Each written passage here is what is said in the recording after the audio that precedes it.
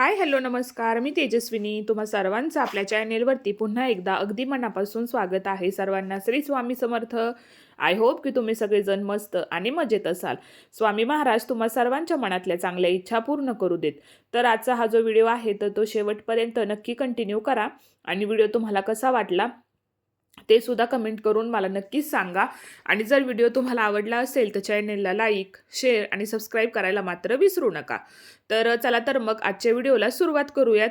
आणि खाली तुम्हाला येत ना एक हाईपचा ऑप्शन दिसेल तर त्याच्यावरती सुद्धा तुम्ही जाऊन एकदा नक्कीच क्लिक करा, जेणेकरून आपले जे व्हिडिओज आहेत तर ते जास्तीत जास्त लोकांपर्यंत पोहोचतील. त्याच्यामुळे व्हिडिओला हाईप करायला अजिबात विसरू नका.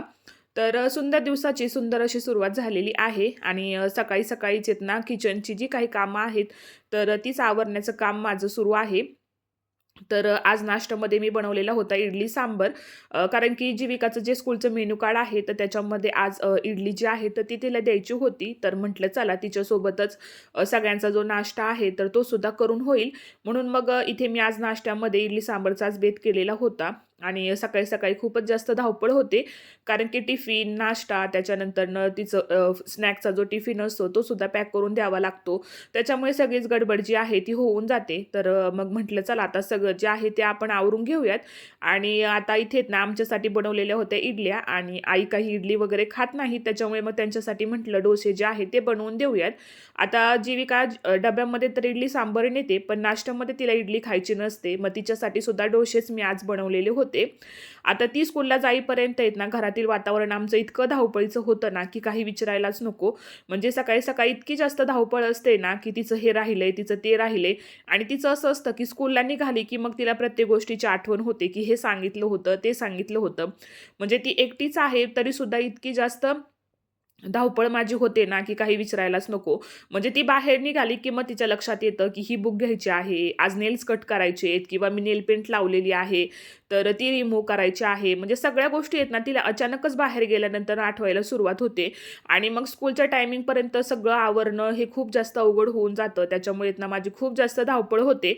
पण मग ती एकदा घरामधून गेली ना की घर अगदी पूर्ण शांत होतं आणि घर अगदी खायला उठतं असं म्हणायला सुद्धा हरकत नाही. कारण की खूप जास्त आमचं घर आहेत ना दुपारपर्यंत शांत असतं. कधी कधी असं वाटतं की ती कधी येईल कधी येईल असं आम्ही तिची वाट पाहत असतो की कधी 3 वाजतील आणि जीविका एकदा घरात येईल. कारण की ती एकदा घरात आली ना की आमच्या घरातील जे वातावरण आहे ना ते अगदी चेंज होऊन जातं.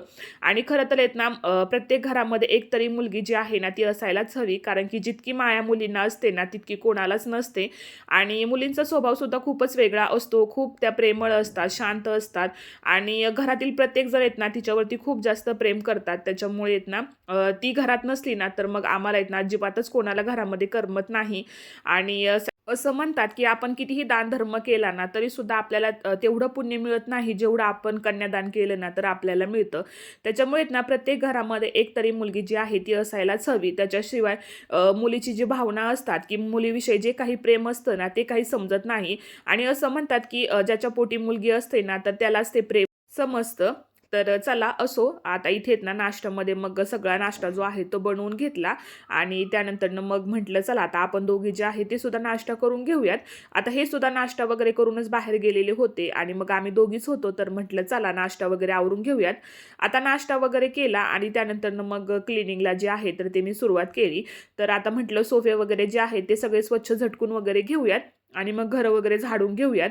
तर आज आहेत ना मला पडदे वगैरे जे आहेत ना तर ते सुद्धा लावून घ्यायचे होते, कारण की आदल्या दिवशी आहेत ना मी सगळे पडदे वगैरे धुवून घेतलेले होते आणि ते लावायचे काही लक्षातच राहिले नाही. आणि जोपर्यंत आम्ही दोघी पडदे वगैरे लावून घेत नाही ना तोपर्यंत पडदे काही खिडकीला लागणार नाहीत, हे आम्हाला माहिती होतं. त्याच्यामुळे मग म्हटलं चला आपलं काम आहे ते आपणच करून घेऊयात. कारण की प्रत्येक वेळेस आपण अवलंबून राहिलो ना तर त्या गोष्टी काही पूर्ण होत नाहीत आणि शेवटी आपल्याला सगळं जे आहे तर ते मॅनेज करावं लागतं. तर मग म्हटलं आताच घर वगैरे झाडून घेऊयात आणि त्यानंतर पडदे वगैरे जे आहे ते लावून घेऊयात. आणि काल येत ना मी क्लिनिंगचा एक व्लॉग जो आहे ना तर तो सुद्धा शूट करून ठेवलेला होता. पण असं झालं की माझ्या मोबाईलचं स्टोरेज जे आहे ना ते पूर्ण फुल झालेलं होतं. त्याच्यामुळे आधीचे जे व्हिडिओज आहेत ना तर ते मी डिलीट करायला घेतलेले होते. आणि त्याच्यासोबतच जो व्लॉग मी शूट केलेला होता तर तो सुद्धा माझ्याकडून चुकून डिलीट झाला.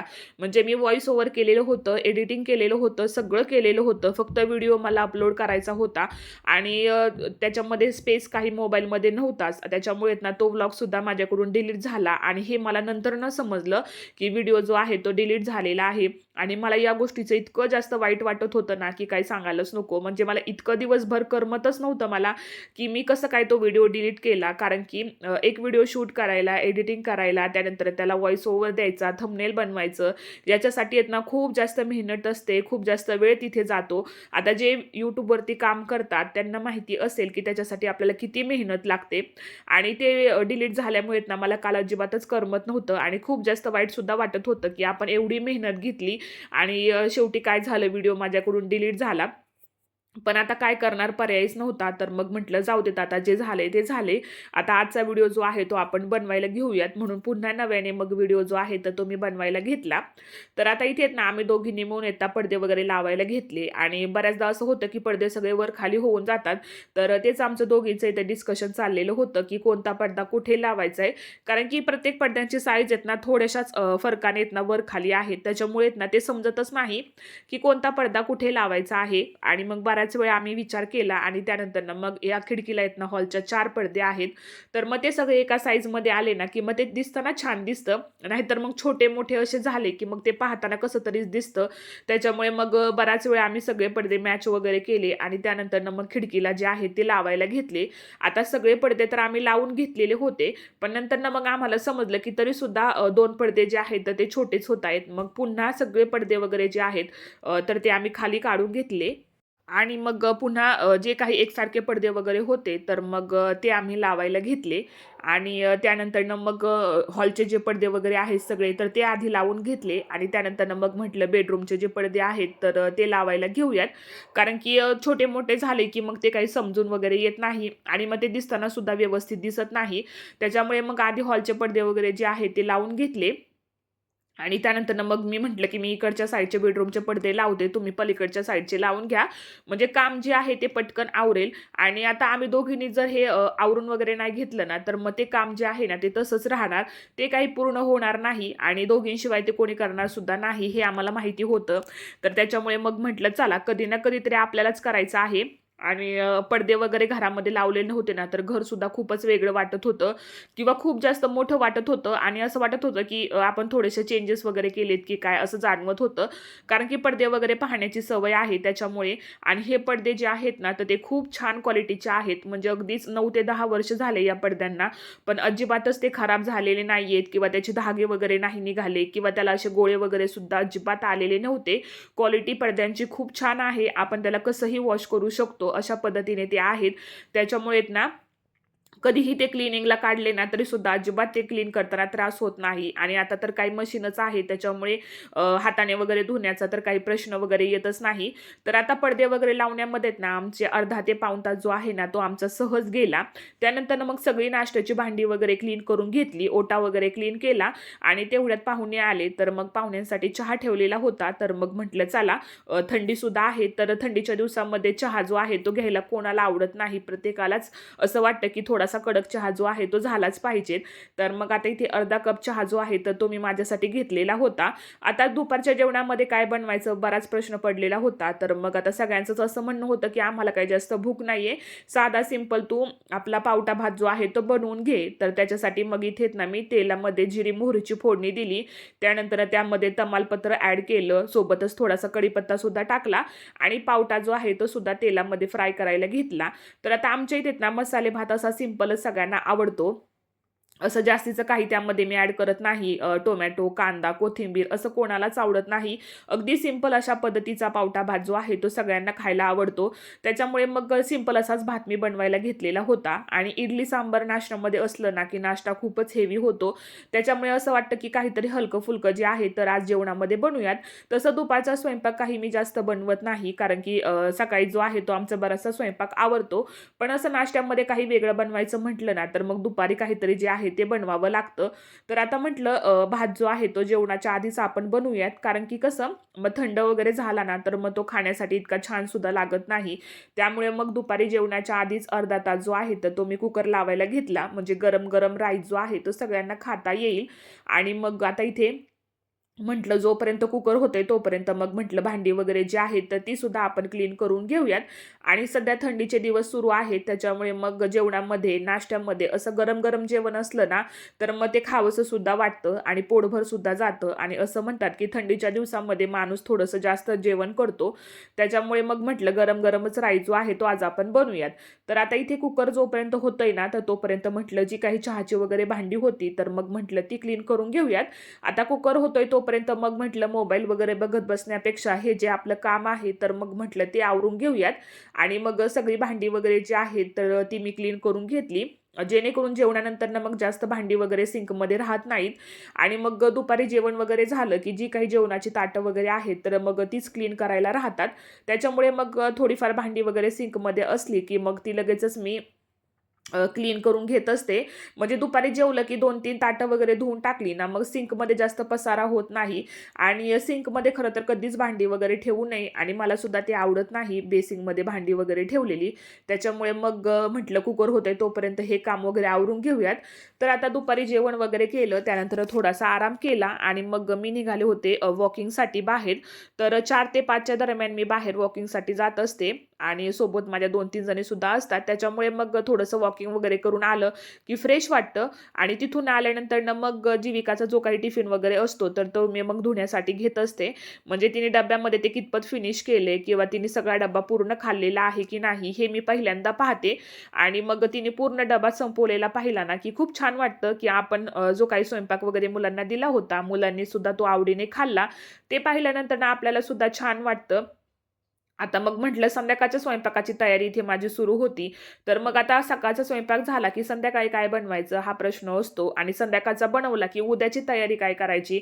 म्हणजे दिवसभर आपलं हे जे रुटीन आहे ना ते असंच चालू राहतं. आज काय बनवायचं, उद्या काय बनवायचं, यामध्येच आपला बराचसा वेळ जो आहे तर तो निघून जात असतो. तर आता इथेच ना दुपारचा सांबार वगैरे शिल्लक राहिलेला होता थोडासा, तर मग म्हटलं आता फक्त कुकर जो आहे तो लावूयात आणि मग म्हटलं थोडीशी भाजी वगैरे बनवूयात. कारण की आता भातावरती खाण्यासाठी सांबर होता, तर त्याच्यामुळे मग मी वरण वगैरे काहीच लावलेलं नव्हतं. सांबार गरम करायला ठेवलं, दुसरीकडे लगेच कुकर सुद्धा लावून घेतला. आणि मग जेवणामध्ये येत ना मी अंड्याची भुर्जी आणि यांना पाव आणायला सांगितलेले होते. कारण की अंडा भुर्जी जर असेल आणि त्याच्यासोबत जर पाव असतील ना तर आमच्या इथे सगळ्यांना खूप जास्त आवडतात. त्याच्यामुळे मग म्हटलं आज आपण तसं सिंपल असं बनवूयात. आणि मग आता म्हटलं फ्रीजमध्ये आधी चेक करूयात अंडी आहेत की नाही, आणि त्यानंतर मग म्हटलं यांना कॉल करून सांगूयात की येताना पाव वगैरे तुम्ही घेऊन या, म्हणजे मग मी फक्त भुर्जी वगैरे बनवेल. तर असं दुपारचा स्वयंपाक थोडाफार शिल्लक असेल ना तर मग संध्याकाळचं जास्त काही स्वयंपाकाचं टेन्शन नसतं. थोडासा शॉर्टकट वगैरे मारायचा, जेणेकरून मग सगळ्यांच्या आवडीचं सुद्धा बनतं आणि आपलं काम सुद्धा थोडंसं हलकं होतं. तर आता इथे ना कुकर वगैरे लावून घेतल्यानंतर मग जीविकाचा टिफिन वगैरे म्हणा किंवा चहाची थोडीफार भांडी वगैरे असतात तर मग ती लगेचच क्लीन करून ठेवते. कारण की मग दुसऱ्या दिवशी पुन्हा जीविकाला टिफिन वगैरे घेऊन जावा लागतो. त्याच्यामुळे मग आठवणीने टिफिन वगैरे जो आहे तो आल्यानंतर रिकामा वगैरे करते. आणि त्यानंतर मग चहाची थोडीफार भांडी आणि टिफिन असं सगळं जे आहे तर ते मी क्लीन करून ठेवत असते, जेणेकरून जास्त भांडी जी आहे ती पडत नाहीत. आणि किचनमध्ये जर काम करता आपण असू ना तर बेसिंगमध्ये जर जास्त भांडी वगैरे असतील ना तर खूप जास्त वेळ लागतो भांडी क्लीन करायला, आणि त्याच्यासोबतच आपली पाठण सुद्धा थोडीशी दुखायला सुरुवात होते. कारण की कंटिन्यू आपण सिंक समोर उभं राहिलो ना तर पूर्ण पाठण जी आहे ती भरून येते आणि मग बॅक पेन सुद्धा व्हायला लागतं. त्याच्यामुळे मग थोडी थोडी भांडी वगैरे असतील ना तर ती लगेचच मी क्लीन करून ठेवत असते. तर मग आता इथे म्हटलं फ्रीजमध्ये आधी अंडी वगैरे आहेत का ते चेक करूयात आणि मग त्यांना तसा कॉल करता येईल. मग इथे पाहिलं तर फ्रीजमध्ये आहेत ना अर्धा डझन अंडी वगैरे जी आहेत ना ती शिल्लक होती. तर मग ती इथे ना साईडला एक ट्रे आहे तर त्याच्यामध्ये लावून घेतली. आणि मग म्हटलं बघूयात जर अंड्याची पोळी वगैरे करायची असेल तर ती बनवता येईल, नाही तर मग आपली डायरेक्ट भुर्जी जी आहे ती आपण बनवूयात. मग यांना कॉल केला तर मग यांचं म्हणणं होतं की भुर्जीच बनव, मी पाव वगैरे येताना घेऊन येतो. मग तशीच तयारी जी आहे तर मी करायला घेतली. आणि मग आता म्हटलं चला आधी दुधाच्या पिशव्या वगैरे पॅकिंग करूयात आणि त्यानंतर मग भुर्जी वगैरे बनवायला घेऊयात. तर चला, आय होप की आजचा हा जो व्हिडिओ आहे तो तुम्हाला आवडला असेल. व्हिडिओ आवडला असेल तर चॅनेलला लाईक, शेअर आणि सबस्क्राईब मात्र नक्की करा. पुन्हा भेटूयात अशाच एका नवीन व्हिडिओसोबत. तोपर्यंत सर्वांना श्री स्वामी समर्थ.